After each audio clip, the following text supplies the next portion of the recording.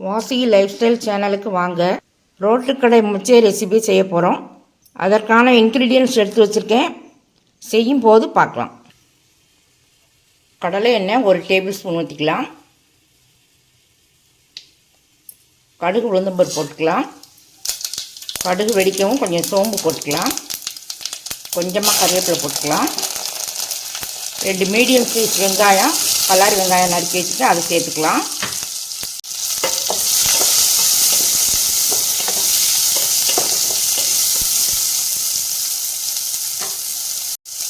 கால் teaspoon உப்பு எடுத்துருக்கேன், அது சேர்த்துக்கலாம்.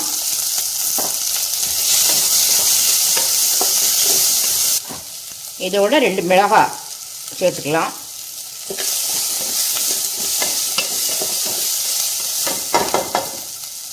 வெங்காயம் கண்ணாடி பதம் வந்துருச்சு. ஒரு பெரிய தக்காளியாக நறுக்கி வச்சுருக்கேன், அதை சேர்த்துக்கலாம்.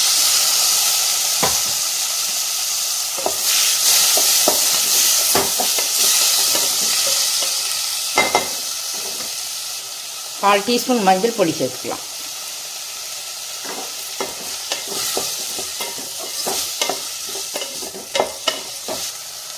ஒரு டீஸ்பூன் கறி மசாலா பொடி நம்ம சேனலில் போட்டிருக்கேன். அது இப்போ நம்ம சேனலில் போய் பாருங்கள். அதில் 1 டீஸ்பூன் போட்டிருக்கேன் கறி மசாலா பொடி.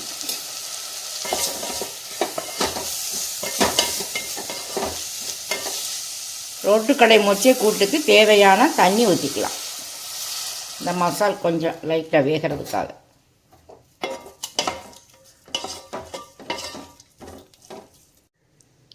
வெள்ளை மொச்சையை நைட்டே ஊற வச்சு காலையில் குக்கரில் போட்டு 5 விசில் அடிக்க வச்சு ஆஃப் பண்ணி வச்சுருக்கேன். இந்த மாதிரி நல்லா இப்படி வெந்துடணும்.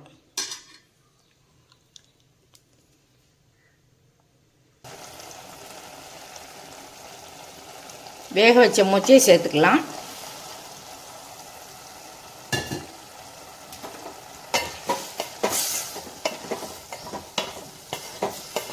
இந்த மசாலோட நல்லா மொச்சையில் நல்லா மசால் பிடிக்கிற அளவுக்கு ஒரு 5 நிமிஷம் மூடி போட்டு வேக வச்சுக்கலாம்.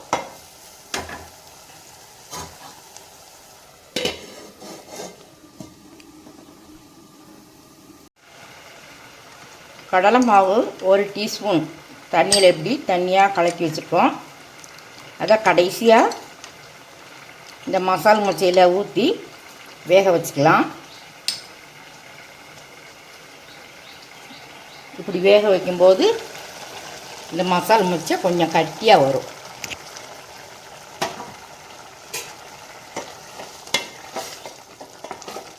கடலை மாவு ஊற்றிட்டேன். ஒரு 2 நிமிஷம் மூடி போட்டு வேக வச்சுக்கலாம்.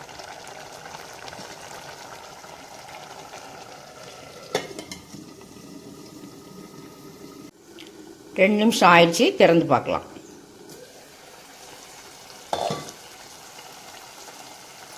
கடைசியாக கொத்தமல்லி இலை தூவி இறக்கலாம்.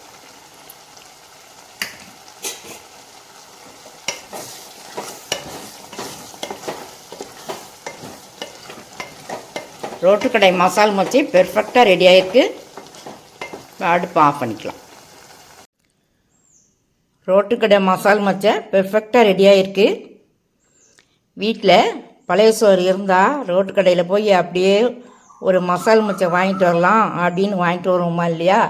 இன்றைக்கி நம்ம வீட்டிலையே பெர்ஃபெக்டாக மசால் மொச்சை செய்திருக்கோம். எங்கள் வீட்டில் இன்றைக்கி காலையில் பழைய சாதம் தான்.